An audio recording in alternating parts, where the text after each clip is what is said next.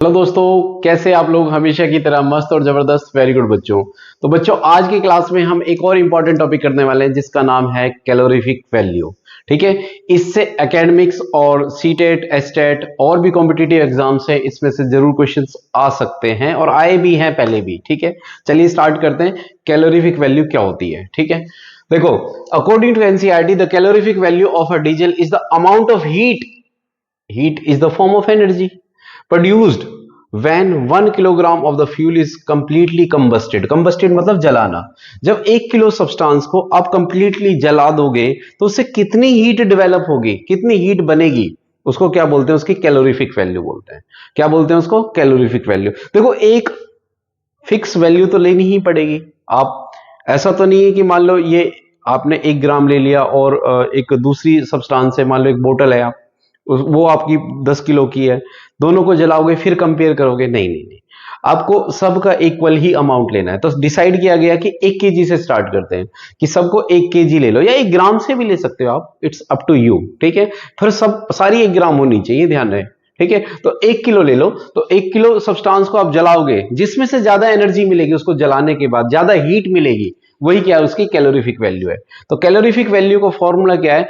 Amount of heat produced upon weight of fuel burn, कि कितना heat produce हुई है ना, और कितना उसको सब वेट लिया है। जैसे फॉर एग्जांपल इसकी देखो यूनिट क्या है। जैसे मान लो अगर हीट बर्न करने पे, उसको जलाने पे आपको हीट मिली है या एनर्जी मिली है, मान लो 40,000 जूल मिली है। ठीक है, ओके, और कितना लिया आपने? मान लो 3 केजी लिया। ठीक है, तो ये उसकी कैलोरीफिक वैल्यू, उससे डिवाइड कर देना है इसको। यूनिट क्या हो जाएगी? देखो, एनर्जी और हीट की यूनिट होती है जूल, तो ये हो जाएगी यूनिट जूल पर केजी।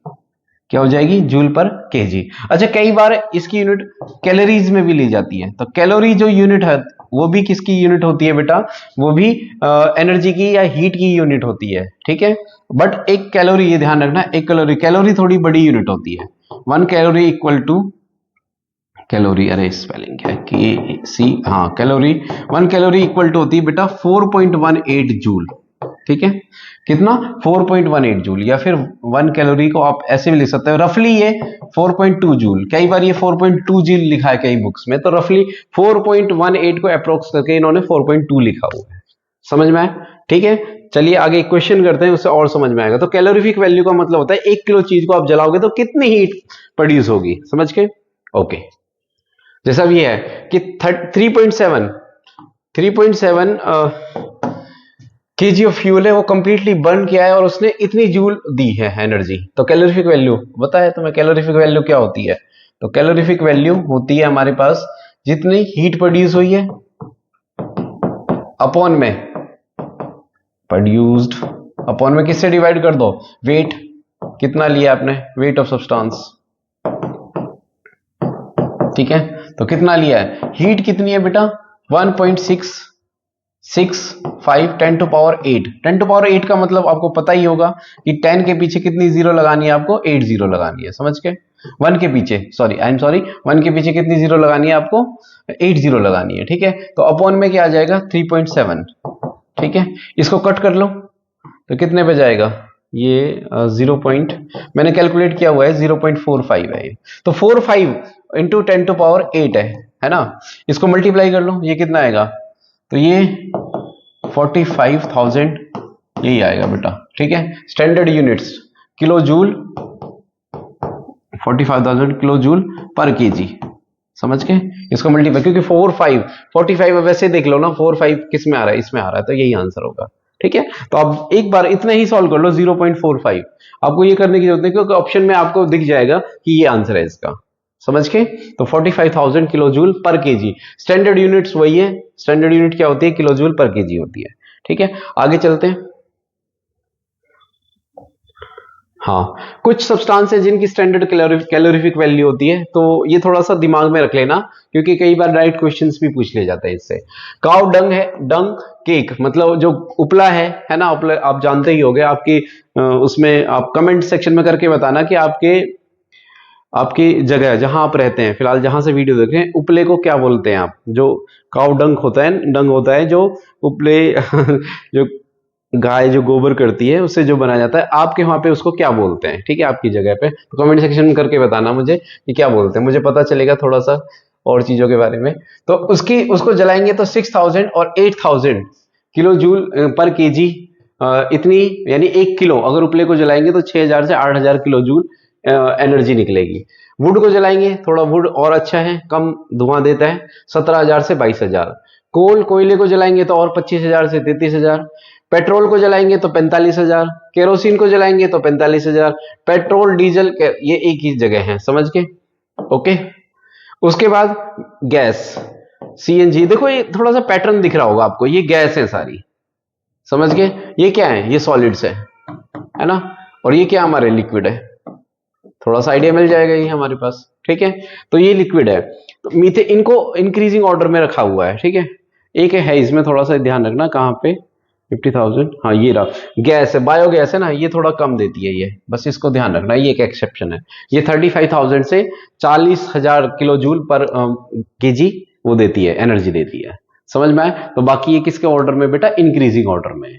ठीक है, थोड़ा याद रहेगा, अभी थोड़ा सा और ज्यादा अच्छे से आ जाएगा दिमाग में जब हम ये क्वेश्चन सॉल्व करेंगे। ठीक है, क्वेश्चन आ जाओ भाई, कहां गया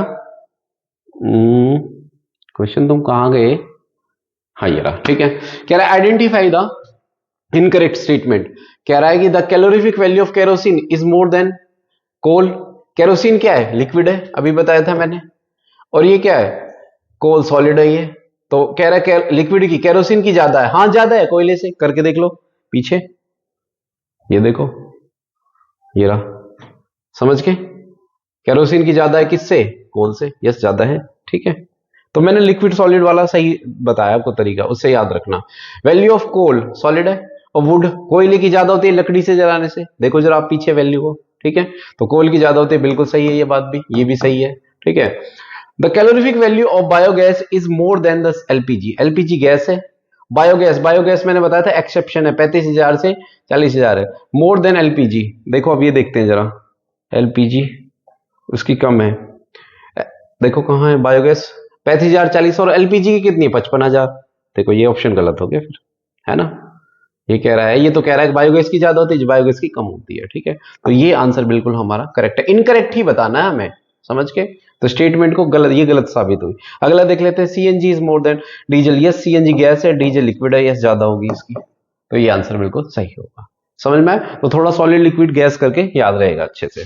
नेक्स्ट, आगे एक और स्लाइड थी हमारे पास, ये रही। ठीक है, इसको और करते हैं।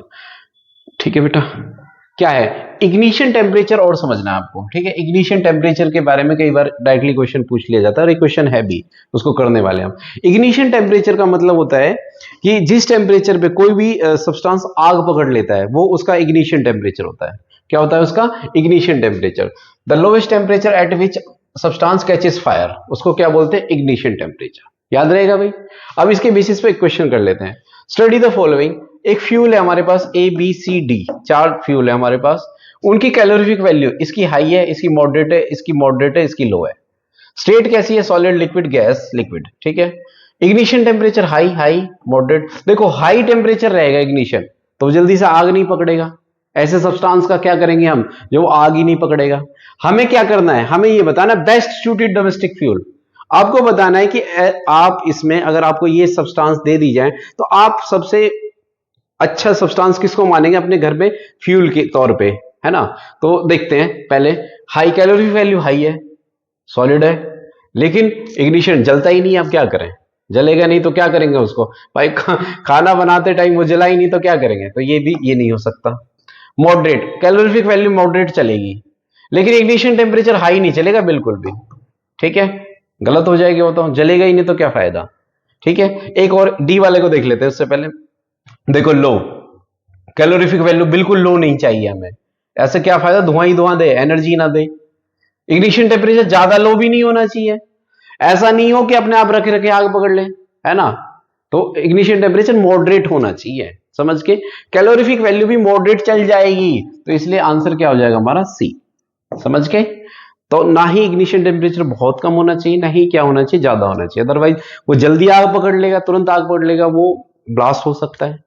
समझ गए? ज्यादा रखा हुआ उसको स्टोर नहीं कर सकते हम। समझ गए? तो उम्मीद है आपको ये वीडियो पसंद आई होगी और इग्निशन टेम्परेचर और कैलोरीफिक वैल्यू अच्छे से सब कुछ क्लियर हो गया होगा। ठीक है, और ऐसी वीडियो पाने के लिए हमारे चैनल को अपना प्यार देना ना भूलें। चैनल को लाइक और सब्सक्राइब शेयर करें अपने दोस्तों के साथ। Thank you.